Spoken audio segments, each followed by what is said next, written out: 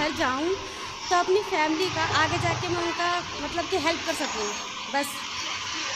शादी करके घर जाओ हाँ जी। तो सही है भाई, सही है। फिर से पूछो। तो मैं अपनी फैमिली का ध्यान रख सकूं, उनके घर जाकर अपनी मम्मी पापा, मेरे 2 भाई हैं, उनका मैं ख्याल रख सकूं आगे जाकर भी। है हाँ जी। अभी शादी हुई नहीं? जी नहीं, अभी हुई नहीं है। और पहले ही से हाँ जी, प्लानिंग चल रहा है। ससुराल में तुम्हारे पाँव टिकेंगे? जी ससुराल में तुम्हारे पाँव टिकेंगे?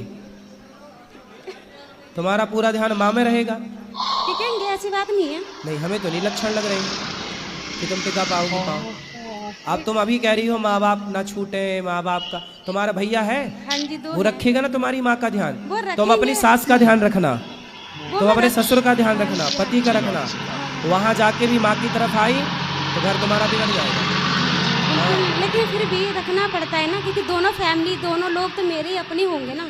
तो सास का ध्यान रखना ज़्यादा, माँ का ध्यान रखने के लिए तुम्हारा भाई है। जी है, मानती हूँ। आगे जाके क्या होता है ना कि लड़के बिगड़ जाते हैं, उनकी बहुएं आ जाती हैं तो बिगड़ ऐसे ही जाते तुम्हारा हैं। जिससे ब्याह होगा वो भी तो एक लड़का होगा, उसकी माँ भी तो कहेगी मेरा लड़का बहू बिगड़ गई। ऐसे ही है, तुम सारी बेटियां यदि माँ का ध्यान रखने लग गई, यदि तुम सारी बेटियां सास का ध्यान रखने लग जाओगी ना, तो अपने आप भारत में बिल्कुल स्वर्ग हो जाएगा हर घर। तुम शादी करके माँ की तरफ आती हो ना, यदि सास की तरफ भाग जाओ तो तुम्हारा घर स्वर्ग बन जाए।